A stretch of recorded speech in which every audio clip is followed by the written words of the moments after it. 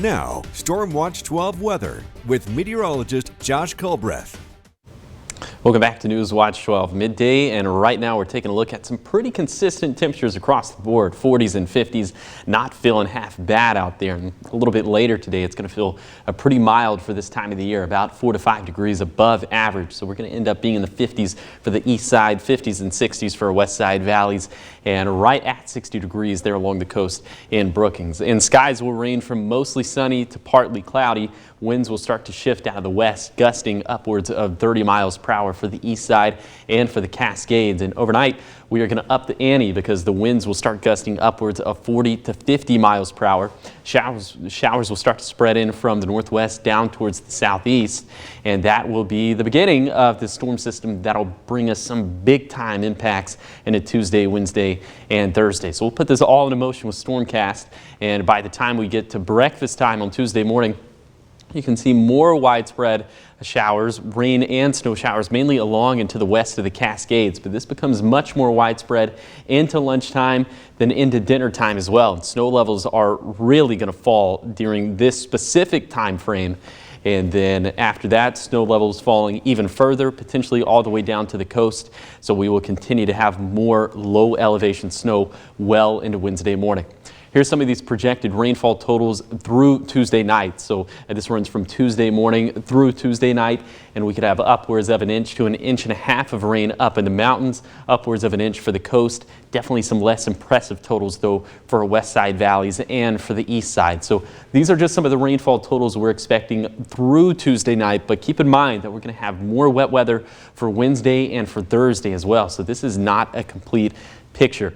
Snow levels, like I talked about over Stormcast, they are going to descend in pretty rapidly too, starting off the morning right around 4,500 feet on Tuesday, but then quickly falling throughout the day, down to 2,000 feet by 10 in the morning, down to 1,500 feet by the time we get to the late afternoon to early evening. So this is the time frame that we're expecting places like Medford, Phoenix, Jacksonville to transition from rain into snow. And so once again, through Tuesday night, so not a complete picture, but we are expecting maybe trace amounts for Brookings, for Grants Pass, for Medford, for Mount Shasta City, for Wairika, for Klamath Falls, for Lakeview.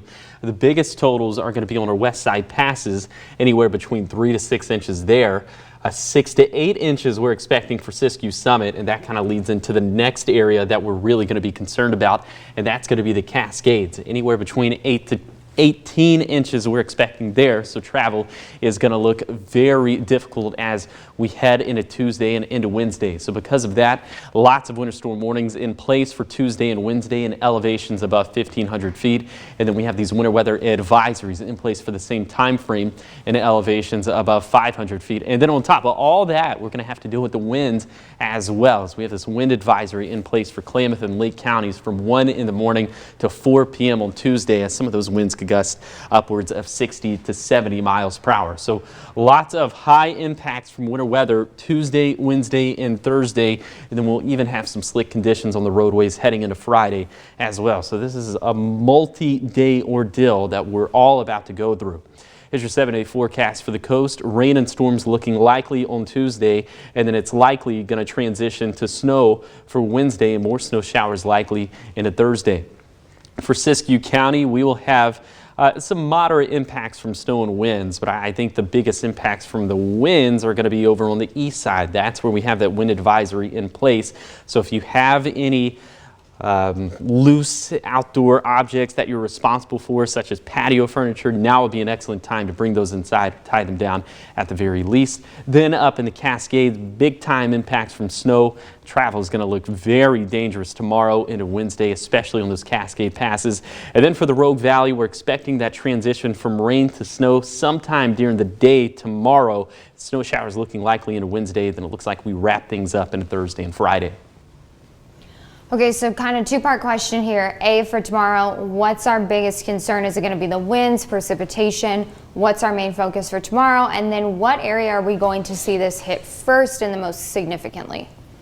So I'll take it question by question. Okay. Question number one was, I think, the biggest impact, correct?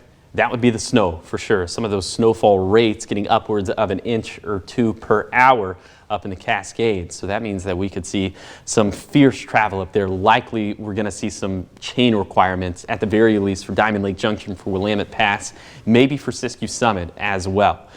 As far as the area that's going to get impacted first, so everything's going to approach from the northwest, drift down towards the southeast. So I guess it would be the coast and the Cascades, but snow levels are going to start to descend pretty rapidly into Tuesday. So that means that places like Ashland, like Medford, Phoenix, Jacksonville Hill, all of those areas will start to see that transition from rain. It'll start off as rain tomorrow, but then I think by the end of Tuesday, it's going to end up as snow. So lots of different areas, lots of different impacts.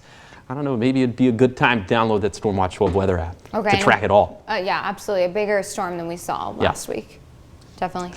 I think so. Definitely the impacts are going to be spread out over multiple days. I think that the travel impacts are going to be greater because this is a wetter storm system. And I think the winds are going to be a little bit tougher too. So if you had I'm not saying it's a competition, but if it were, I think this one would win. Super. Love that for us. Okay. Thank you, Josh. Of course.